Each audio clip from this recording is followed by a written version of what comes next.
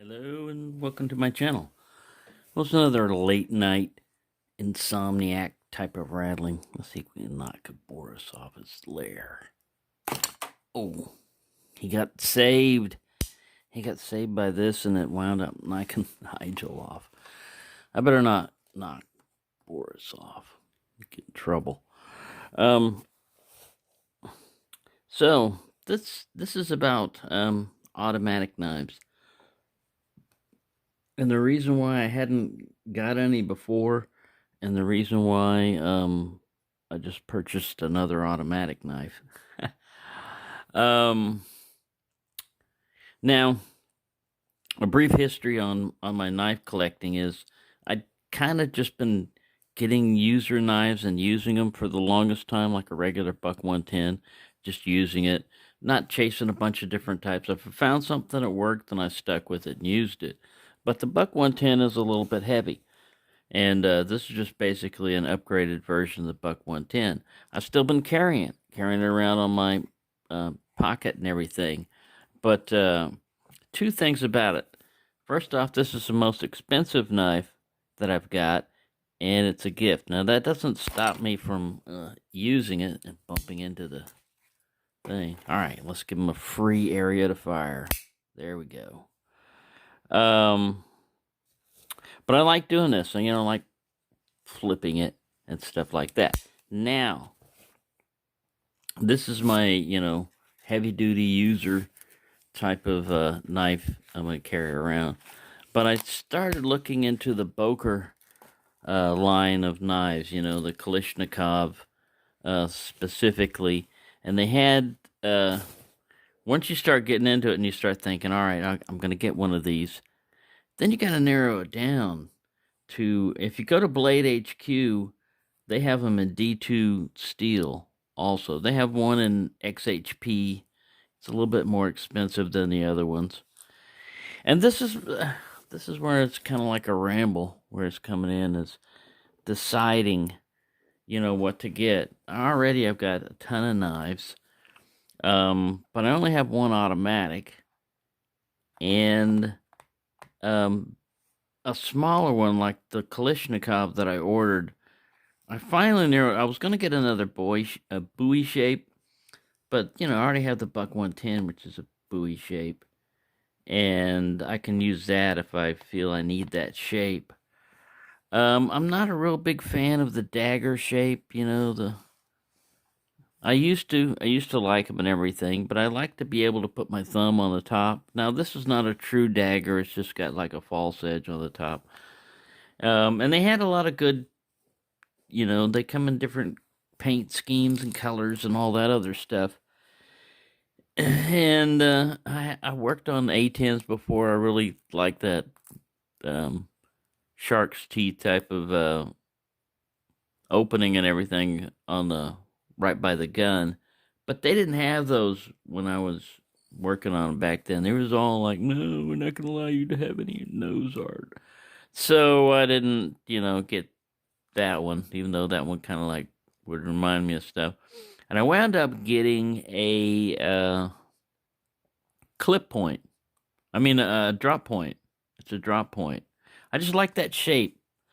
It's kind of a not completely clip point, not exactly a spear point, kind of in between. You still have the room on top. So, anyways, I'm just telling you that's going to arrive here in a week or so. And my big dilemma was, it's about the price of a case knife, So I've got a lot of case knives that I'd want to get in that price category. But those are all, same with Rough Riders. I could get, a bunch more Rough Riders. Winds up to being about like $60 or so after tax and everything.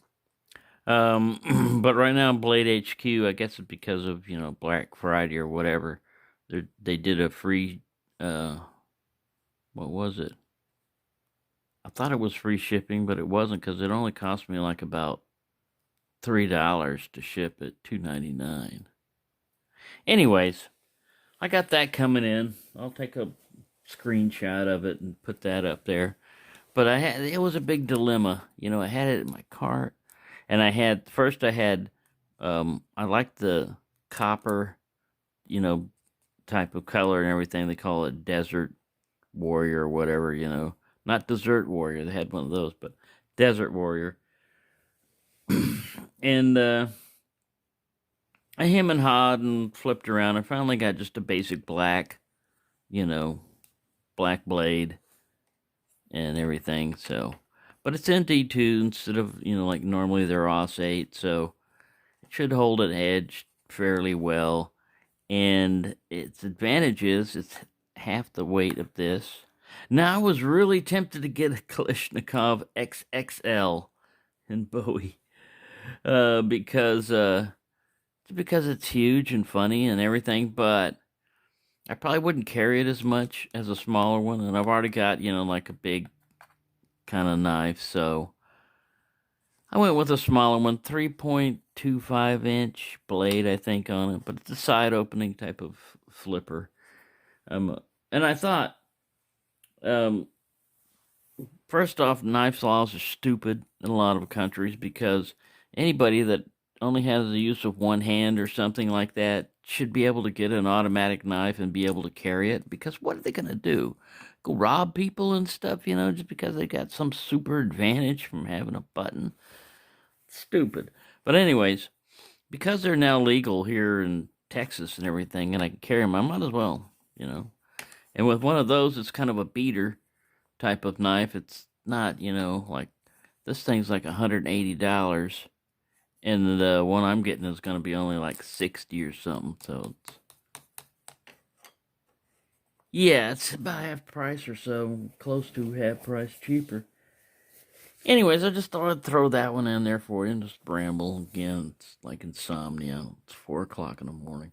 I don't have it as bad as Toad on the Hill. Toad on the Hill's got some serious, you know, insomnia. I'm not releasing any secrets, you know. He put it up on his video, how long he goes to sleep and how long he stays awake. Oh my God.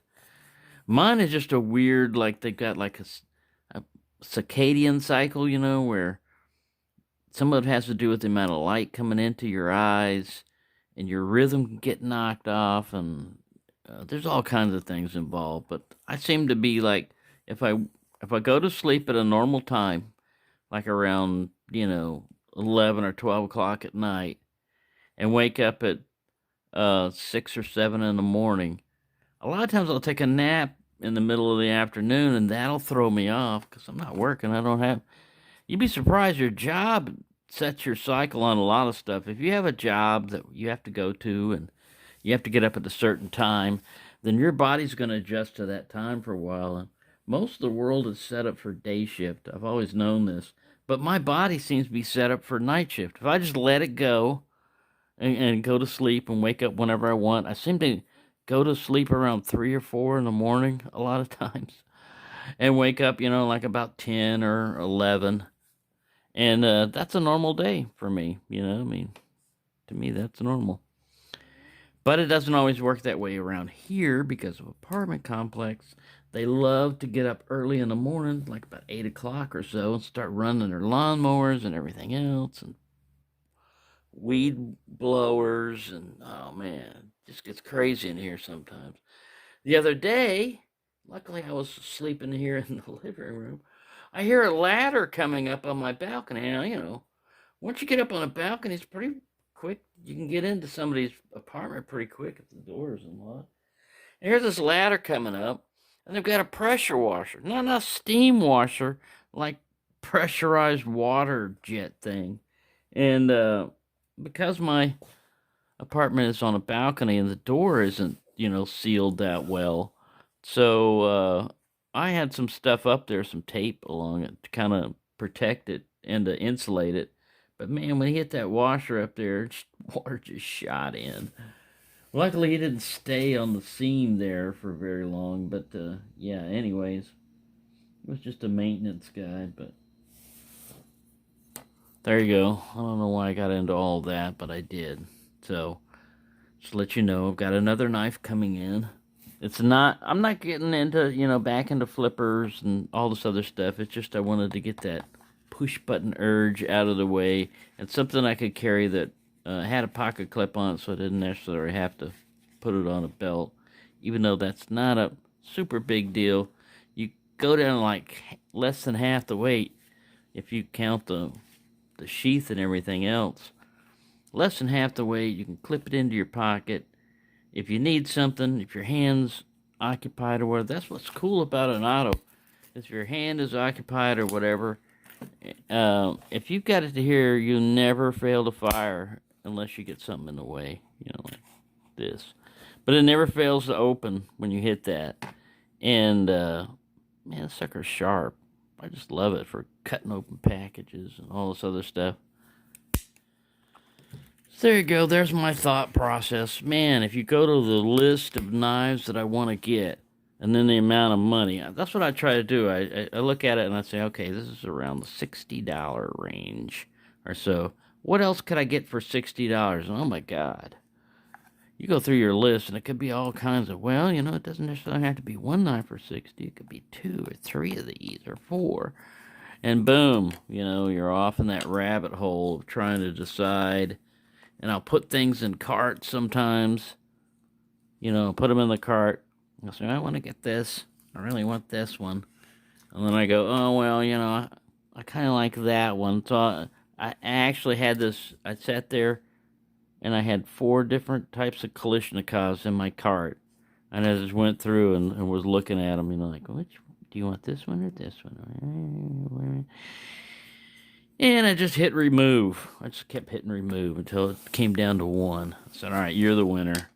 And then I paused for a little, looked at my bank account, went, all right, man, you don't want to go down to almost no dollars, and still, it isn't even, it's technically the middle of the month, but you never know what might come up. And I thought, go ahead, do it. So that one finally won, the one that said, do it.